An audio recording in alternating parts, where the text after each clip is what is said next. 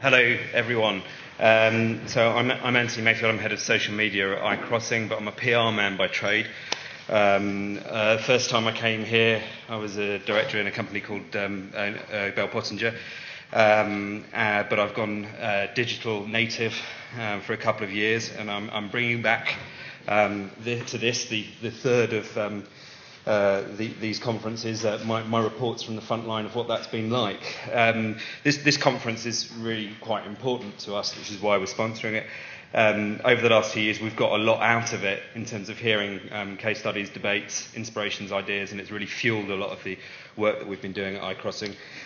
So I'm going to try and give back a bit, talk a bit about some of our ideas, and really make a plea for innovation to be at the centre of everything we do, whether it's in-house marketing teams or agency teams. Innovation's one of those words that's a bit like engage, really, isn't it? In that it completely loses its currency at a certain point. It starts to mean nothing. It's like, let's do a bit of innovation, let's get some work-life balance. Customer is centre of our world, and our employees are our most important people. It's one of those things that just kind of gets rolled out. We need some innovation. It gets rolled out like PR, actually. PR, we need some PR, like pixie dust sprinkled across whatever product or whatever. Innovation needs to be taken seriously, and I'm going to talk a little bit about why, and hopefully leave you with some provocations. I'm going to start my stopwatch now. I'm going to try and come in at about half an hour. If there are no questions, that's fine. We can all go to coffee earlier and have interesting conversations out there.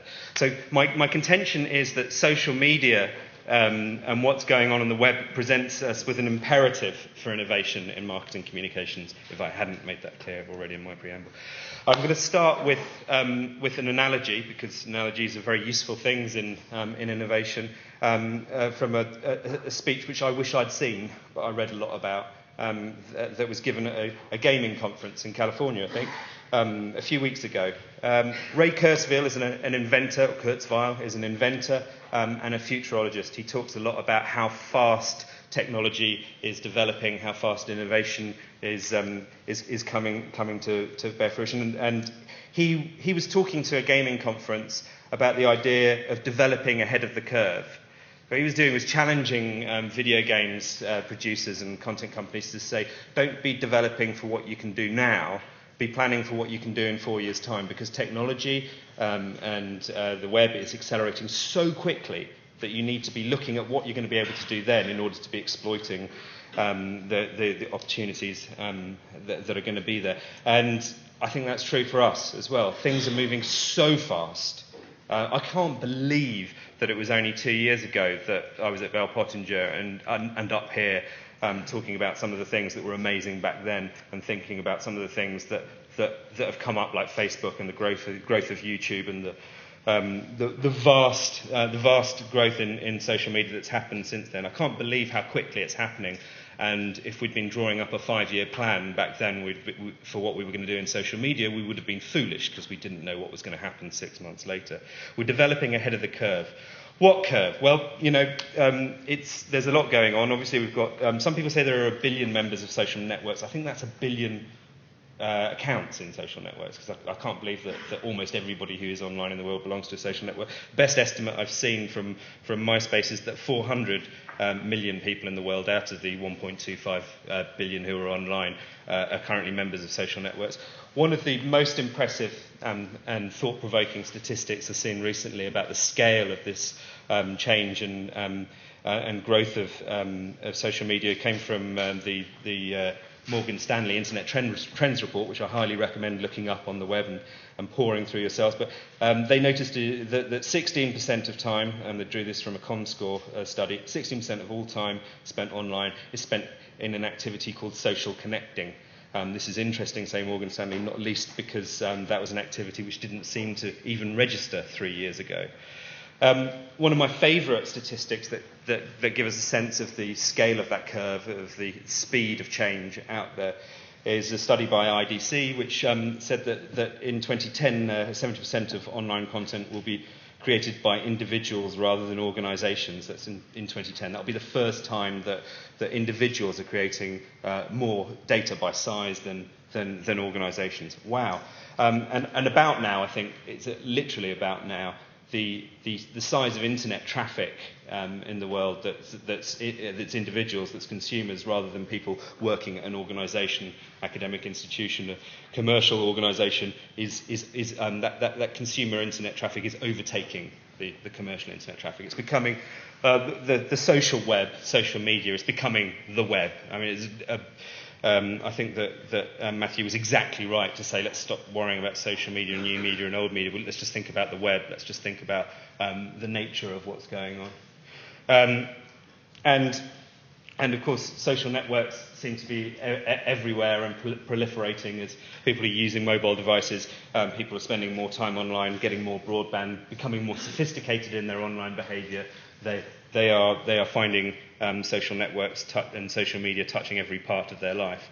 So I had a bit of fun talking about how this is the sort of third time that I've been to this conference. Only it's the first time anyone's given me a keynote, and I'm slightly worried about how I'm going to turn out. But on the panels the other times, the things that were making us go, oh my God, 2-3 years ago in PR and social media and communications. We used to talk a lot about the iPod Nano a couple of years ago, and wow, how fast that crisis came out of nowhere, and how flawedmusicplayer.com embarrassed Apple about the scratches and the way that the iPod broke. Was that just 2-3 years ago? Yes, it was, amazingly. So that was the oh my God index for 2004, 2005 or 6, something like that. I think then just a little bit later we started to go, oh my God, about moneysavingexpert.com, not just in terms of it being a non-traditional media that was exerting a lot of influence, but the way that its forums, the 250,000 people that are members of its forums discussing money issues, discussing debt, discussing their financial products, were beginning to exert an influence on the mainstream news agenda. And I would put a strong case for the whole controversy around bank charges being fueled by the activity of that community and the sharing of letters to their banks and the reactions that they got from banks and the idea that you could actually challenge your bank and get money back. We can see that still going on. If you have worked with or for a financial institution, you'll know how worrying that was. So that was, oh my God, about 6 months later. And then the thing last year, I think around the time that I was speaking last year, that was making us go, oh my God, and talk to our financial clients was Zopa and this community, this eBay for loans, these people lending each other money rather than going through a bank. And we were talking, we've got a lot of clients in the financial services sector, and some of our most innovative clients are there. And we'd be going, look at this, look at where things are going. And it would sound like a crazy idea out of the left field. And then fast forward 12 months to today, we've got a Gartner report predicting 10% of loans in 2010 will be through networks like this. We see Zopa in the results on Money Supermarket as a mainstream lender. It's not a crazy idea out there on the edge. See Money Saving Expert, one of the most influential forums in the UK, recommending it as one of the best ways to get a cheap loan or one of the best ways to invest some savings if you're not averse to a little bit of risk. It's fairly low risk, actually, lending money through that community, I understand. I have lent money through it, but not much.